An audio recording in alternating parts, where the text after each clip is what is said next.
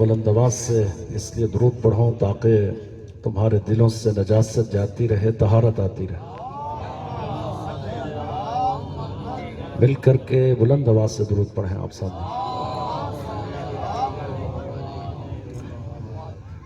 دعا ہے کہ پروردگار آپ تمام برادران ایمانی کی حاجتوں کو قبول فرمائیں اور جو تمنائیں ہیں، جو مرادیں ہیں، بارگاہ رب الحسین میں منظور اور مقبول ہوں۔ جس مرحوم بچے کے ایصال ثواب کے لیے ہم سب جمع ہیں، اگرچہ کہ یہ بچہ محتاج ایصال ثواب تو نہیں، لیکن اس کے صدقہ میں یقیناً اس خانوادہ کے جتنے بھی مرحومین ہیں ان کے لیے دعا گو ہیں کہ پروردگار ان کے درجات کو بلند فرمائیں، اعلیٰ علیین میں اعلیٰ مقام عطا فرمائیں، صغیرہ کبیرہ گناہوں کو معاف فرمائیں، کروٹ کروٹ جوار محمد و آل محمد میں بلند سے بلند مقام عطا فرمائیں۔ لواحقین، پسماندگان، عزیز و اقارب، مولا ان سب کو صبر جمیل عطا فرمائیں، یہ صدمہ برداشت کرنے کی توفیق عطا فرمائیں اور اپنے مرحومین کے لیے زیادہ سے زیادہ کار خیر انجام دینے کی توفیق عطا فرمائیں۔ ایک ایسی صلوات پڑھیں کہ مجلس پر نور ہو جائے۔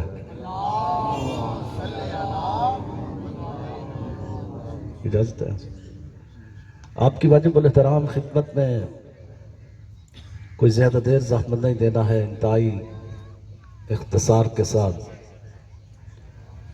قرآن مجید کی جس آیت کو موضوع گفتگو بنا رہا ہوں، اگرچہ کہ ہمیں موقع تو گلخانی کی مجالس میں ہی بیان کرنے کا ملتا ہے،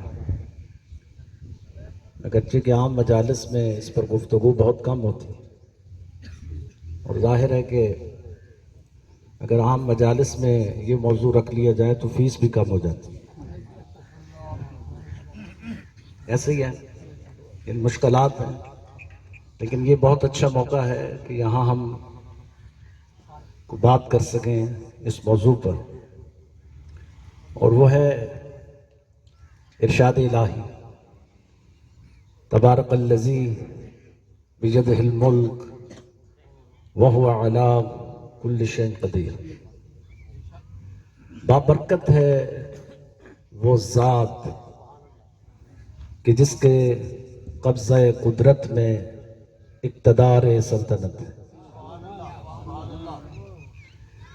وہو علی کل شیء قدیر، اور وہ ہر چیز پر قادر ہے، وہ جو چاہے کرے، وہ جو چاہے نہ کرے۔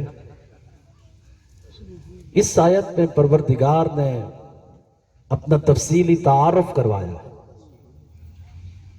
الذی وہ ہے خلق الموت والحیات، کہ جس نے موت و حیات کے نظام کو اس لیے مقرر کیا، لِيَبْلُوَكُمْ أَيُّكُمْ أَحْسَنُ عَمَلًا، تاکہ تمہیں آزمایا جا سکے کہ تم میں سے احسن ترین عمل کرنے والا کون، کامل ترین، اکمل ترین، بہترین عمل کرنے والا کون ہے۔ سامعین محترم یاد رکھیں، کوئی بھی شے اس وقت تک وجود میں نہیں آ سکتی جب تک کہ اس کی اصل فنا نہ ہو جائے۔ اتفاق سے مثال اس لیے بھی سب کو آسان لگے کہ جہاں بیٹھے ہیں یہاں کھیتی باڑی ہوتی ہے، یہ کھیتی باڑی کرنے والے اس مثال کو خوب سمجھ سکتے ہیں۔ ابھی آپ نے گندم اٹھائی، یہ گندم کا دانہ جس کو آپ زمین میں بو دیتے ہیں، توجہ ہے نہیں آپ کی، یہ گندم کا دانہ جس کو آپ زمین میں بو دیتے ہیں، یہ گندم کا دانہ اپنے آپ کو دھرتی کے سینے میں فنا کرتا ہے تو لہلہاتے ہوئے کھیت تیار ہوتے ہیں۔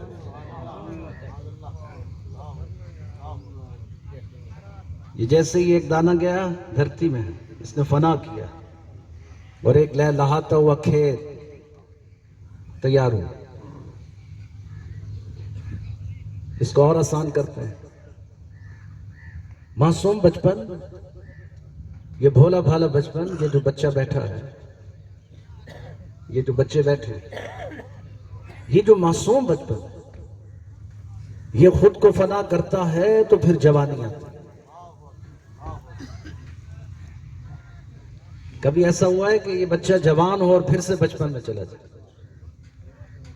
آپ کے اصول و ضوابط میں، قانون خدا میں کیا یہ ممکن ہے کہ پہلے آپ جوان ہو پھر آپ بچپن میں جائیں؟ نہیں، یہ بچپن ہے، یہ بچپن خود کو فنا کرتا ہے تو پھر جوانی آتی ہے۔ جوانی خود کو فنا کرتی ہے تو پھر بڑھاپا آتا ہے۔ بڑھاپا خود کو فنا کرتا ہے تو پھر آپ کا کیا خیال ہے؟ آگے کی منزل کیا ہے؟ گھبرا تو نہیں گئے؟ آپ کیا سمجھ رہے ہیں کہ بڑھاپے کے بعد کیا ہوگا؟ موت آئے گی؟ نہیں، بڑھاپے کے بعد موت نہیں آئے گی۔ موت اسے آئے گی جس کے سائیں مرے ہوئے ہوں، جس کے 14 سائیں ہوں، وہ کیسے مر سکتا؟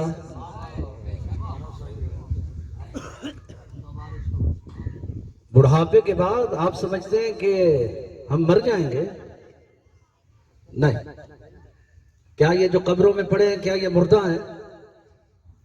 کیا آپ ان کو مردہ سمجھتے ہیں؟ نہیں، یہ مردہ نہیں، مرتا کوئی بھی نہیں۔ بڑھاپے کے بعد ایک زندگی ہے جس کا آغاز ہو رہا ہے، ایک نیا سفر ہے جو آپ شروع کرتے جا رہے ہیں۔ اصل فنا تو یہاں ہے جس کو آپ چھوڑ کے جا رہے ہیں، یہ دار فانی ہے، اب آپ دار بقا کی طرف جائیں۔ یہ فنا ہونے والی زندگی ہے جس کا کوئی لا حاصل نہیں، لہذا مرتا کوئی بھی نہیں، منتقل ہوتے ہیں، سب انتقال کرتے ہیں، اس دار فانی کو چھوڑ کے دار بقا کی طرف جاتے ہیں، ایک قائم رہنے والے دار کی طرف، باقی رہنے والے دار کی طرف۔ اور ہمارے ہاں تو بھائی ہم کیسے کہتے ہیں کہ یہ مردہ ہے؟ ظاہر ہے جب کسی کا انتقال ہوا تو پھر آپ اس کی قبر پر پہنچے اور قبلہ مولانا نے تلقین پڑھی، اس کو کیا کہہ رہے ہیں؟ اسمع افہم، اسمع افہم، سن بھی اور سمجھ بھی۔ یہ سننا اور سمجھنا کیا مردوں کے اندر ہوتا ہے؟ یہ کس کو آپ سنا رہے ہیں، کس کو آپ سمجھا رہے ہیں؟ گویا کہ منتقل کر رہے ہیں آپ، ایک دار فانی سے دار بقا کی طرف آپ بھیج رہے ہیں۔ یہ زندگی اور موت کا فلسفہ اسلام نے آپ کو اسی دن سمجھایا جس دن آپ نے اس دنیا میں تازہ تازہ قدم رکھا، ہوائیں چلتی دیکھیں، فضائیں مہکتی دیکھیں، ماں باپ کا پیار، محلے احوال، لیکن جیسے ہی آپ اس دنیا میں آئے آپ نے رونا شروع کر دیا۔ ایسا ہے یا نہیں؟ جب بھی بچہ پیدا ہوا تو وہ روتا ہے، اگر نہیں روئے گا تو جو اوپر والے ہیں پھر وہ روئیں گے۔ ایسے ہی ہوا نا، رونا تو پڑے گا، یا اس کو یا اس کو۔ لہذا بچے نے رو کر کے بتایا کہ میں زندہ ہوں۔ اس نے یہ بھی پیغام دے دیا کہ رونا زندگی کی علامت ہے، اگر زندہ رہنا چاہتے ہو تو غم حسین میں رویا کرو۔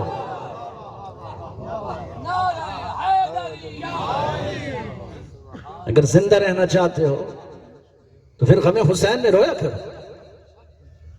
اب اس کو چپ کروانے کے لیے اس کے ایک کان میں اذان، ایک کان میں اقامت کہی۔ میرے معاشرے کی ستم ظریفی دیکھیے کہ بچے کے کان میں اذان و اقامت دلانے کے لیے بھی مولانا بلائے جاتے ہیں۔ ایسا ہی ہے یا نہیں؟ پتہ نہیں، ہمارے ہاں تو ایسا ہے، آپ کے ہاں ماشاءاللہ سب پڑھے لکھے ہیں، اچھی اذان دیتے ہوں، اچھی اقامت کہتے ہوں۔ چلیے کبھی ایسا بھی ہو کہ اذان و اقامت اس نیت سے یاد نہیں کریں کہ بھائی ہم نے کون سا مسجد میں جا کے اذان و اقامت کہنی، تو بھائی بچے تو پیدا کر ہی رہے ہیں، تو کم از کم اس نیت سے ہی اذان و اقامت یاد کر لی جائے کہ کل جو بچے پیدا ہوں گے تو ان کے کان میں کیسے۔ مہنگائی کا دور ہے، مولانا واپس خالی ہاتھ چھوڑی جائیں، تھوڑی جائیں گے۔ ہاں تو مہنگائی کے دور میں جتنے پیسے بچا لیے جائیں اچھا، لیکن بہتر ہے کہ اذان و اقامت میرے اندر یہ صلاحیت ہونی چاہیے کہ فلسفہ اسلام، اگر میں مسلمان ہوں تو کوئی تو میرے اندر مسلمانوں والا شعار بھی ہو، کوئی تو میرے پاس مسلمانیت کی کوئی صفت کمال بھی ہو، میں پہچانا جاؤں کہ واقعی میں مسلمان ہوں، میرا تعلق اہل بیت کے گھرانے سے۔ لیکن اگر یہی صلاحیت نہ ہو کہ میں اذان و اقامت کہہ سکوں، نہیں کہہ سکتا، تو ذرا پھر سوچئے، غور کیجئے، اپنی حالت زار پر تفکر کیجئے، مجھے کہاں ہونا چاہیے تھا میں کہاں ہوں، مجھے کدھر ہونا چاہیے تھا میں کدھر کھڑا ہوں۔ لہذا یہ اذان و اقامت جو اس کے کان میں کہی جا رہی ہے، یہ زندگی کی پہلی اذان اور اقامت ہے کہ جس کے بعد نماز نہیں ہے۔ کبھی ایسا ہوا کہ بچے کے کان میں اذان و اقامت کہنے کے بعد آپ نے باجماعت نماز پڑھی ہو؟ بعض ایسے ہیں جو کہتے ہیں ہم نے نماز ہی کب پڑھی جو باجماعت پڑھی۔ یہ بھی تو مشکل ہے نا ہماری۔ گویا کہ یہ زندگی کی پہلی اذان و اقامت کہ جس کے بعد نماز نہیں۔ لیکن یہی بچہ جب 10 برس کا ہوا، 20 کا ہوا، 30 کا ہوا، 40 کا ہوا، 80 کا ہوا، 100 کا ہوا، اور اس دنیا کو چھوڑ کر، اس دار فانی کو چھوڑ کے دار بقا کی طرف جا رہا تھا، منتقل ہو رہا تھا، ایک نئی زندگی کا آغاز کر رہا تھا، تو نہ اذان ہوئی نہ اقامت، صرف نماز۔ ایسے ہی ہے یا نہیں ہے؟ تو نماز ہوئی، جب آیا تھا تو اذان و اقامت، جب جا رہا ہے تو صرف نماز ہوئی۔ وہ زندگی کی پہلی اذان و اقامت تھی کہ جس کے بعد نماز نہیں ہے۔ یہ زندگی کی پہلی نماز ہے جس سے پہلے اذان اور اقامت نہیں۔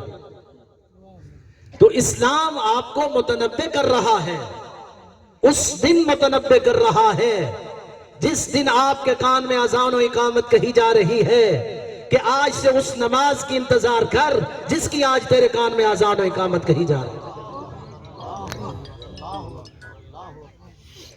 تو گویا زندگی اور موت کا فاصلہ کتنا ہے؟ زندگی اور موت کا فاصلہ صرف اتنا ہے جتنا کہ اقامت کے بعد نماز کے درمیان کا وقفہ۔ یہ ہے آپ کی زندگی، جس کو آپ 100 سالہ سمجھ رہے ہیں، 200 سالہ سمجھ رہے ہیں، اور سمجھ رہے ہیں کہ بڑی زندگی اللہ نے دیا۔ یہ ہے آپ کی زندگی۔ اس مختصر سی زندگی میں مجھے کرنا کیا ہے؟ میری ذمہ داری کیا ہے؟ لِيَبْلُوَكُمْ أَيُّكُمْ أَحْسَنُ عَمَلًا، یہاں پر تمہیں آزمایا جائے گا کہ تم میں سے احسن ترین عمل کرنے والا کون۔ کامل ترین، اکمل ترین، بہترین ایک ایسے عمل کی بات کی جا رہی ہے جو میرے تمام اعمال کو حسین سے حسین تر بنا دے. کسی ایک ایسے عمل کی بات کر رہے ہیں کہ جو میرے تمام اعمال کو حسن دے، خوبصورت کر دے. میری نماز، میرے روزے، میری حج، میری زکوٰۃ، میرا خمس، میرا جہاد، میرا تولا، میرا تبرہ، میرا امر بالمعروف نہی عن المنکر، الہی حق ہو یا عبادی حق ہو، میں وہ ہر کام جو خدا کی رضا کے لیے انجام دوں، ہر وہ کام جو خدا کی خوشنودی کے لیے انجام دوں. وہ آسن ہے، وہ اپنی جگہ پر خوب سے خوب در ہے، لیکن یہ اپنی جگہ پر ہیں یہ سب اعمال جو آپ کر رہے ہیں. لیکن اس آیت میں اللہ کسی ایک ایسے عمل کی بات کر رہا ہے کہ اگر میں کسی بھوکے کو کھانا کھلاؤں تو اس کو وہ بھی حسن مل جائے، میں کسی پیاسے کو پانی پلاؤں تو اسے بھی حسن مل جائے، میں نماز پڑھوں تو اسے بھی حسن مل جائے، میں حج کروں تو اسے بھی حسن مل جائے، اگر میں روزہ رکھوں تو اسے بھی حسن مل جائے. میں جتنے بھی عمل انجام دوں تو کوئی ایک ایسا عمل ہے جو میرے ان تمام عمال کو حسین سے حسین تر بنائے. وہ کون سا ایسا عمل ہے؟ وہ آسن عمل ہے. تو پروردگار یہ آسن عمل کون ہے کہ جو میرے تمام عمال کو حسین سے حسین تر بناتا ہے؟ تو پانچویں تاجدار ولایت سے پوچھا گیا کہ مولا اس آسن عمل سے کیا مراد ہے؟ تو کہا کہ اس آسن عمل سے مراد میرے دادا علی ولی کی ولایت اور محبت ہے. محبت علی، ولایت علی، یہ ایک ایسا حسن ہے، ایک ایسا جوہر کمال ہے جو میرے تمام اعمال کو حسین سے حسین تر بنائے، خوبصورت بنائے،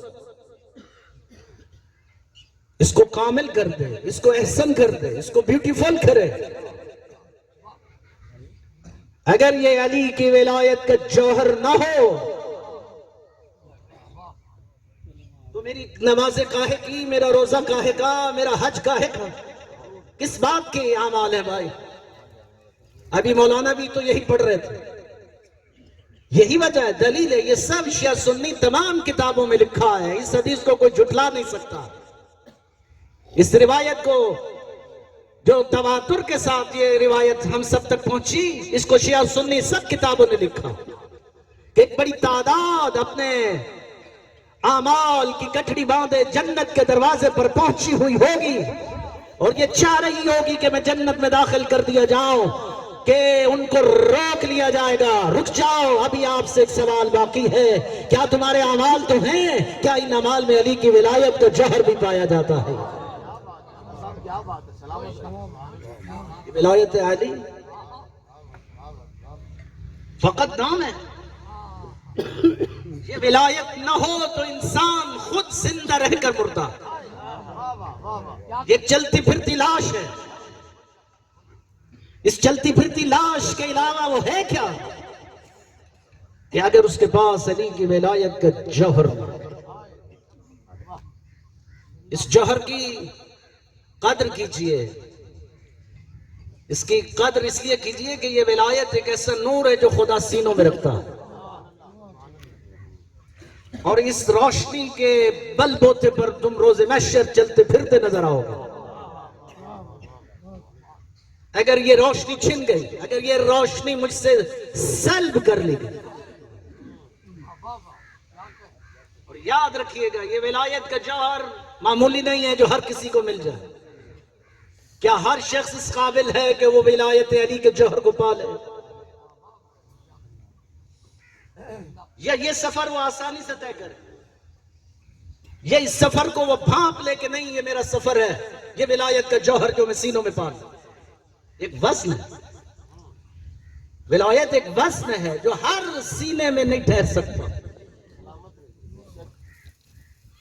ہم فقط نعروں سے تو یہ ثابت کر سکتے ہیں، داد و تحسین سے ثابت کر سکتے ہیں، ہم واہ واہ سے ثابت کر سکتے ہیں کہ میرے اندر ولایت کا جوہر ہے، لیکن عملاً، کرداراً، فکراً اس طرح ممکن نہیں ہے. اس کے لیے اس کو سر کرنا پڑتا ہے، ایک جہاد ہے جو کرنا پڑتا ہے.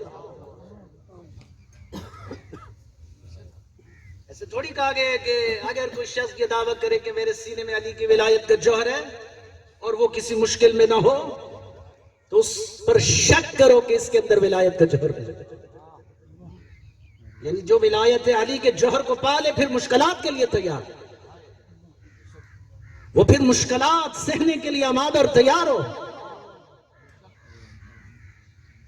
وہ اس آمادگی پر تیاری کرے کہ وقت آئے گا کہ میری زبان کو گدی سے نکال دیا جائے گا، وقت آئے گا کہ مجھے زندانوں میں ڈال دیا جائے گا، وقت آئے گا کہ مجھے پابند سلاسل کر دیا جائے گا، وقت آئے گا کہ مجھے زنجیروں کی جھنکار میں جکڑ دیا جائے گا، وقت آئے گا کہ دنیا کے فرعون، دنیا کے نمرود، دنیا کی طاقتیں، بڑی بڑی طاقتیں اس ولایت علی کے جوہر کو میرے سینے سے چھیننے کی کوشش کریں گے، لیکن میں مر تو جاؤں گا لیکن علی کی ولایت کا جوہر کم قیمت میں اور چھوٹے سودے میں طے نہیں کروں گا.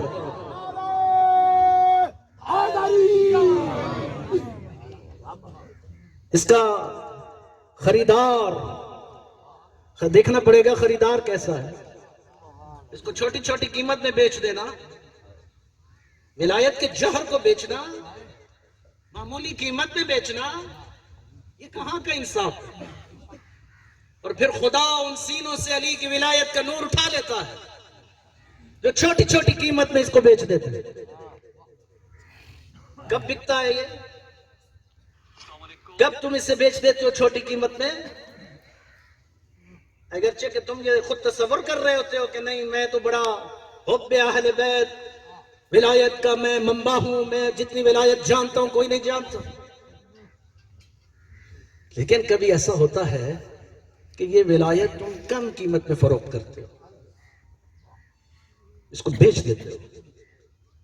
جب چھوٹے چھوٹے جگہوں پر تم اس کی قیمت کم لگاتے ہو، مثلا وقت نماز ہو جائے اور میں نماز نہ پڑھوں تو گویا تم نے اس ولایت کا سودا بہت کم قیمت میں کیا ہے. ماہ رمضان آیا، روزہ رکھنا چاہیے تھا نہیں رکھا، تم نے ولایت کا سودا بہت کم قیمت میں کیا.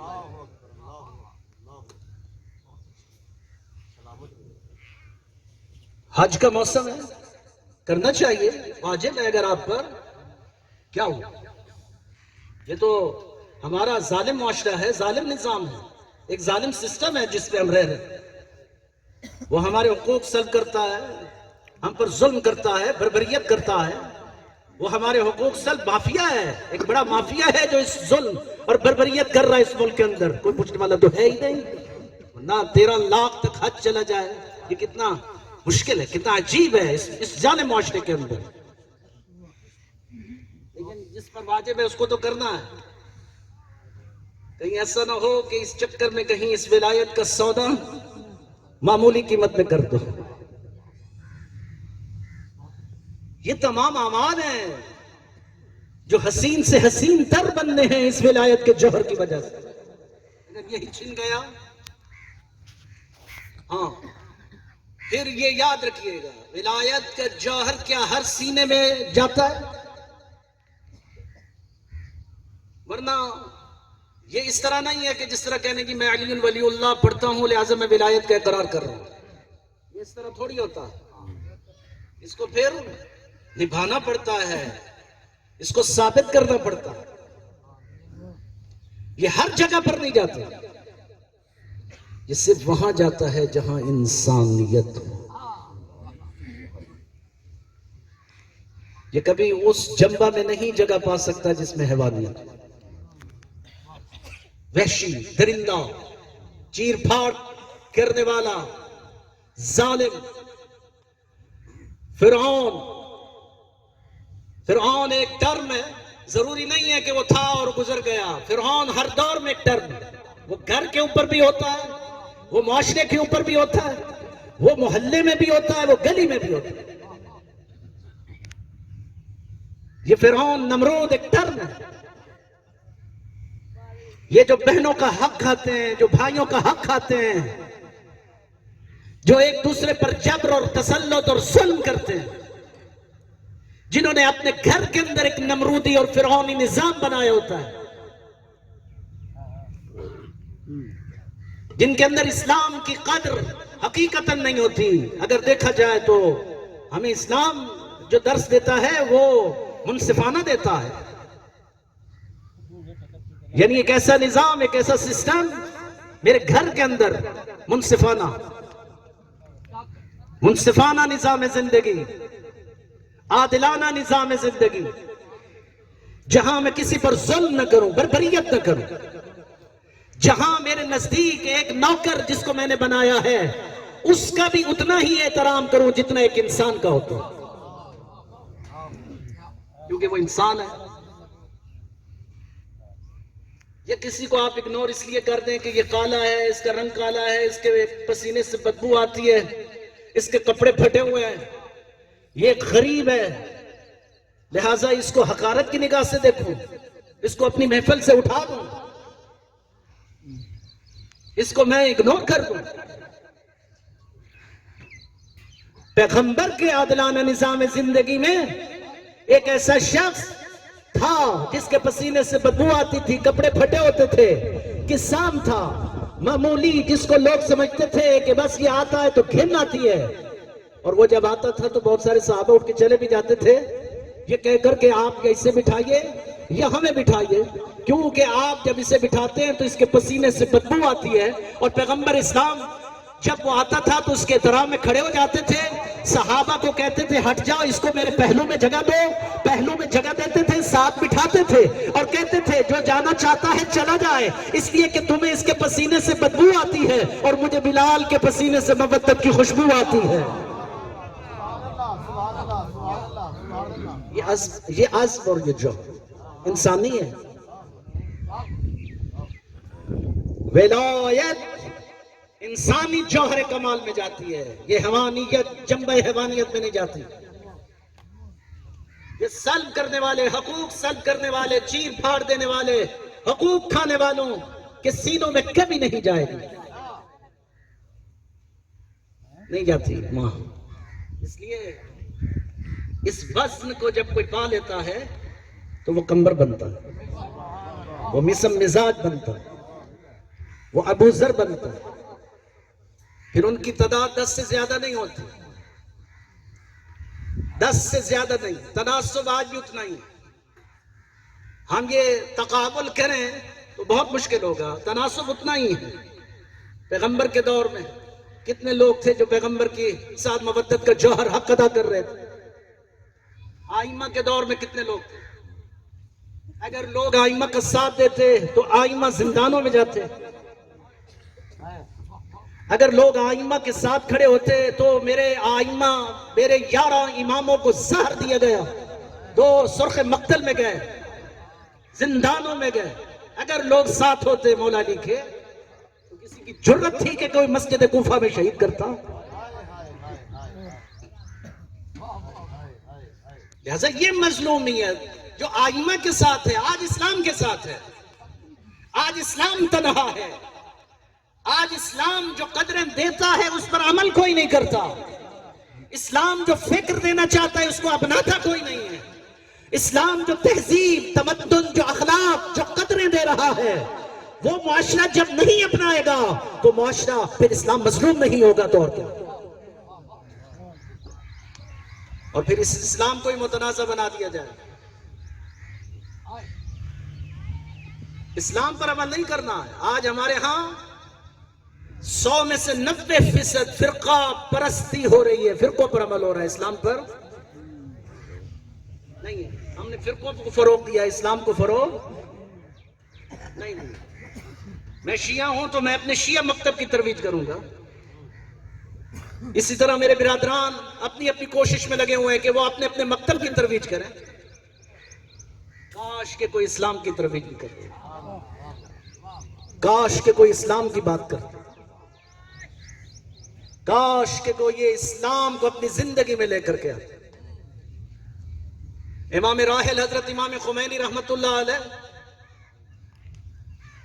نے ضیاء الحق کو خط لکھا تھا جب اس نے کہا کہ پاکستان میں اسلام نافذ کرنا چاہتا ہوں.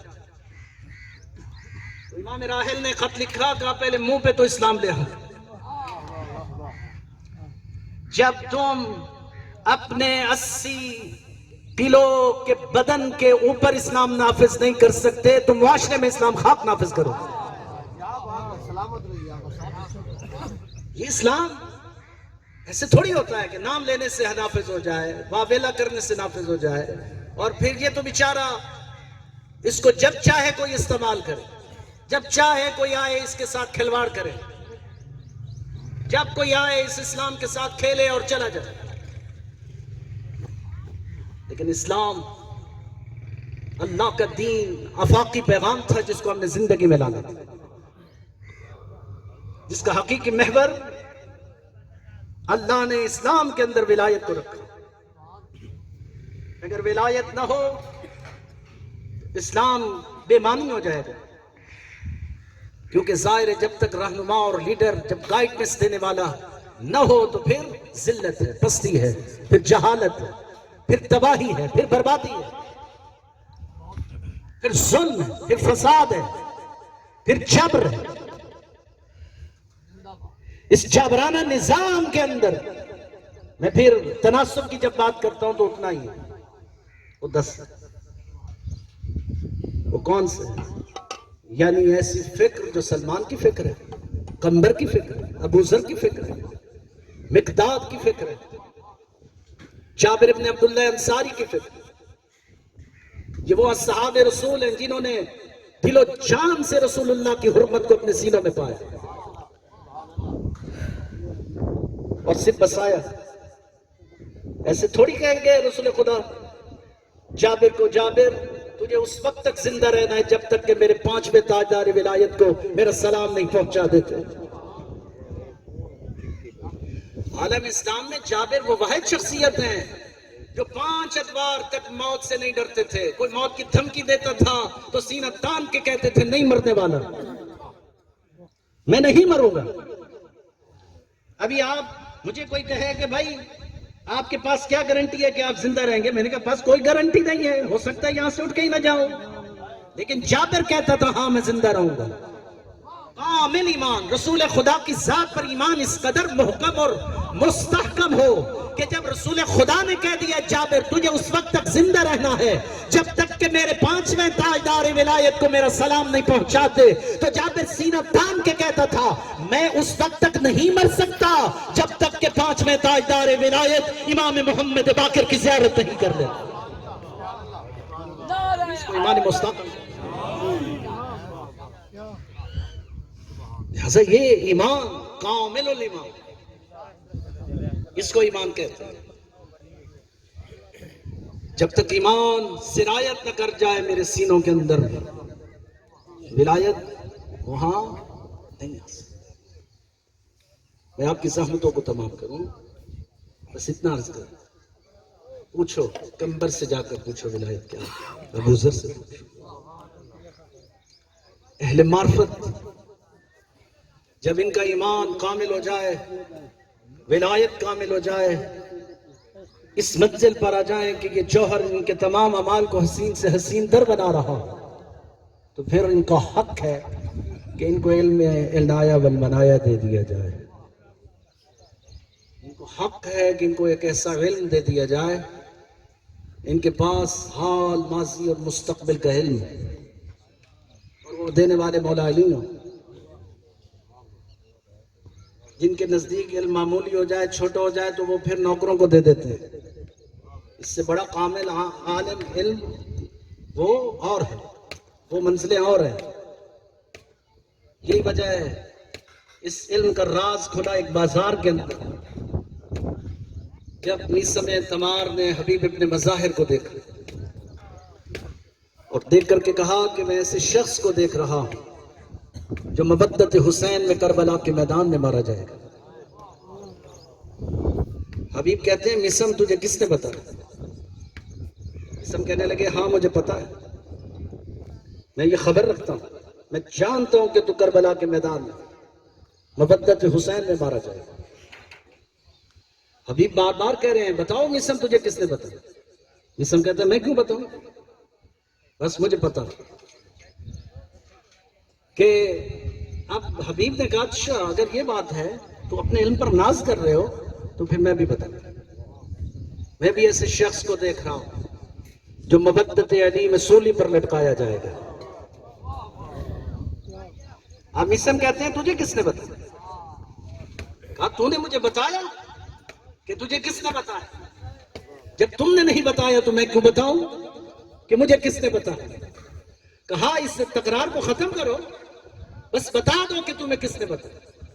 مسم کہتے ہیں 4 سال امیر المومنین کی جوتے سیدھے کیے ہیں، ان کی خدمت کی ہے، بارگاہ علی میں رہا ہوں، اس ولایت کو اپنے سینوں میں پا کر علی کی نوکری کرتا رہا ہوں. میں صرف علی سے مبدت کرتا تھا اور علی مجھ سے محبت کرتا تھا.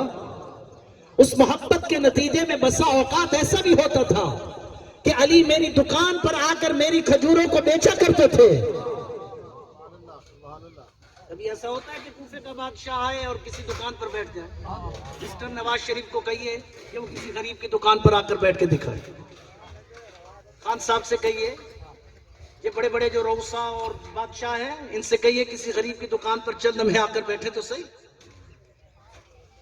یہ کوفے کا بادشاہ ہے اور مسم کی دکان پہ بیٹھ کے کھجوریں بیچتا ہے. کمال ہے. خدمت کی 4 سال، اور پھر اس خدمت کے صلہ میں علی نے مجھے علم العنایہ والمنایا دیا. ماضی حال مستقبل کی خبریں دے سکتا ہوں، میں بتا سکتا ہوں کہ ماضی میں کیا ہوا، حال میں کیا ہوگا، مستقبل میں کیا ہوگا. یہ مسم ہے، یہ نوکر ہے علی کا. ہم ان کے نوکروں کو نہیں سمجھ سکتے، سرداروں کو خاک سمجھیں گے. کیا ہوا؟ حبیب نے کہا وارے مسم 4 سال خدمت کی ہے تب جا کے لیے. میں تو صرف ایک رات مدینے میں مولا حسین کی زیارت کرنے گیا تھا، حسین نے ایک رات میں مجھے یہ علم عطا کر.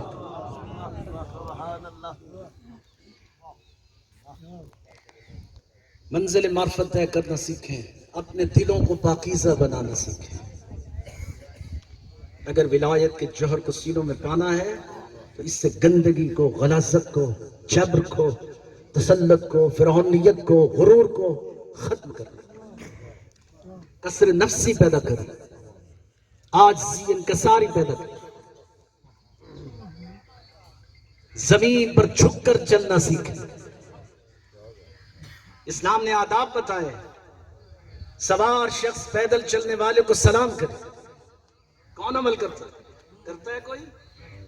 گاڑی پر بیٹھا شخص کبھی کسی پیدل چلنے والوں کو سلام کرے گا؟ آج کل تو مشکل یہ ہے کہ اگر کوئی سلام کر بھی دے تو سارا دن سوچتا رہے گا کہ تھا کون، کیونکہ اسلامی قدریں نہیں ہیں نا ہمارے پاس.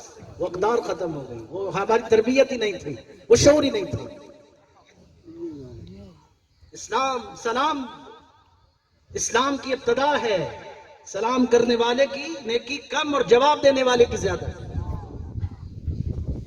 ہاں، اس کی زیادہ ہے اور اس کی کم. لہٰذا یہ تناظر، یہ تفکر جب تک ہم اپنے معاشرے کے اندر نہیں لائیں تو یہی زندگی اصل زندگی جو کم ترین ہے وہ یہ ہے. اور اس کے علاوہ بہت ہے،